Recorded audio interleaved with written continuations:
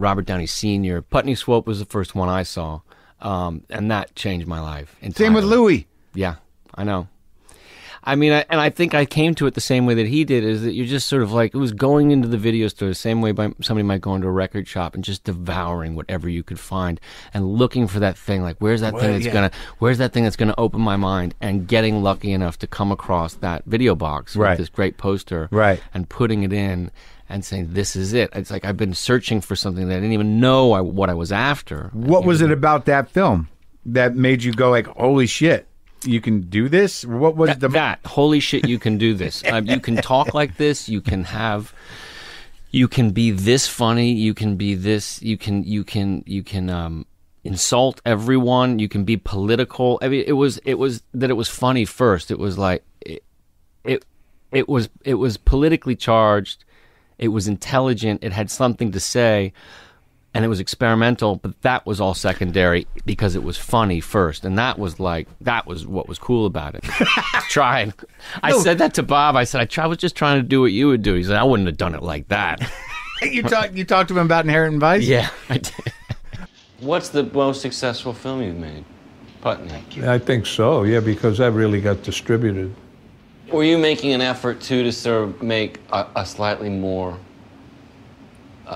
normal? You mean Putney Swope? Yeah. No, in fact, nobody wanted that film. Right. But you found so many good ones over the years. I mean, all these films, it's such a pile high of great people like that. Chafed Elbows. This must have been 66, whatever. Mm-hmm.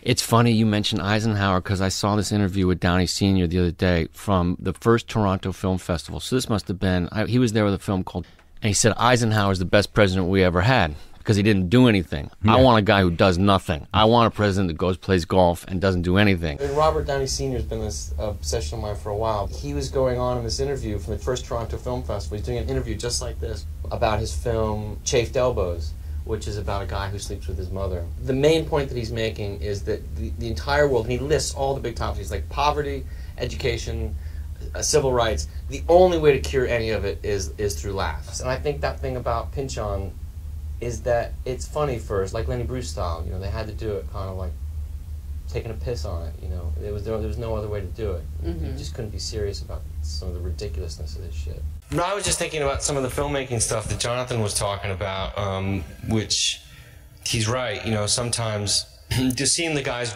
trying to get on the horse. And that's just like classic Bob Downey too, because. Well, it really looks like they're falling off. It doesn't really look like they're trying to push it too much.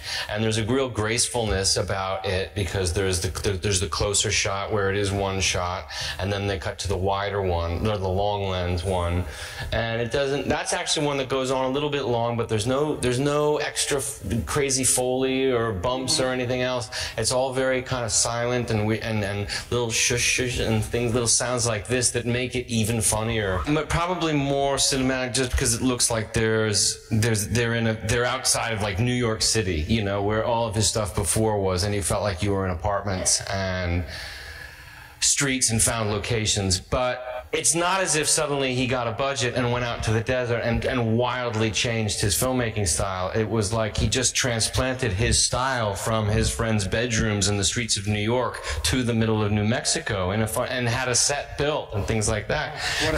And that's what's so cool, is that it wasn't like suddenly here's this cash and I'm completely changing my style or venue. It's sort of like, no, you know, you could just see Bob with his New York accent in the middle of New Mexico with these cowboys like, oh, I can put the camera over here. The way he talks, you know, is very New York.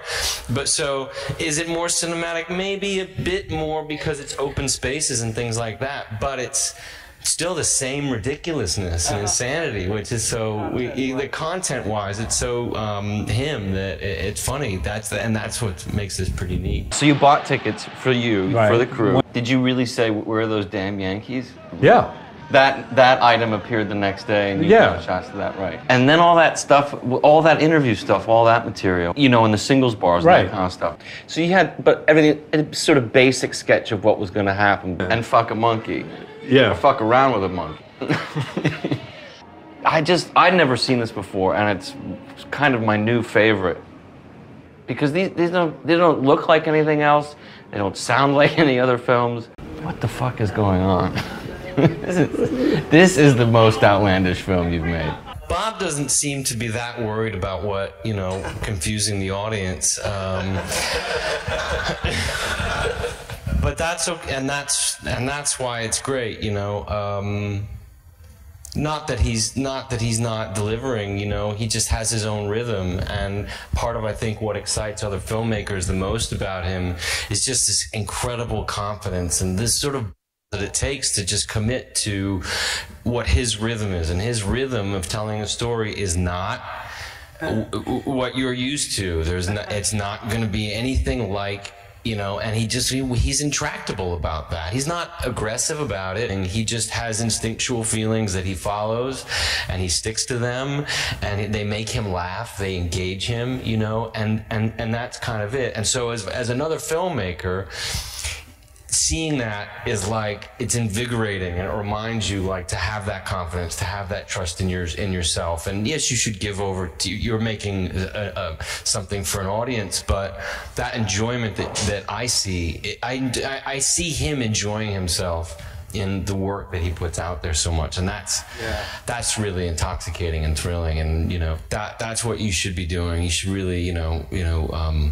whatever your voice, you know, whatever you feel about things, do it, because that is Bob. I mean, if you hang around with Bob to get to know Bob, you can understand. Okay, that's the films he makes. He makes these films. He's got the most fantastic perverted sense of humor, and he's got a lot on his mind. You know, from, you know, politics to baseball to sex to everything. That's what makes them unique. That's what makes them these beautiful movies, or these kind of combinations of things that Jonathan's reminding. You know, these, like, he'll go from using like a fisheye lens, or practically a fisheye lens, probably like a 10mm lens, like a really wide thing, to something really long lens compressed thing. And those combinations of things, which I just sort of take for granted now, because I remember when I saw them the first time, I just spent so long trying to get those combination of things to work, or we're like, oh my God, how he puts those two things together and he gets this great result. That, you know, when you reappreciate them, you start talking about them, you remember, like, he's doing things that were like nuts to do, that you've never seen before, and that make it feel unique, completely unique. You know, there's a Criterion, an Eclipse edition DVD box set out now of all of his early work, so go find that. It's got Chafed Elbows and Moment to Moment and No More Excuses, so all this kind of stuff. Pound is on there. See that there is a kind of pattern to the way that he does things, and that you either get with or you don't, but man, I'm, like, you know, smitten with it.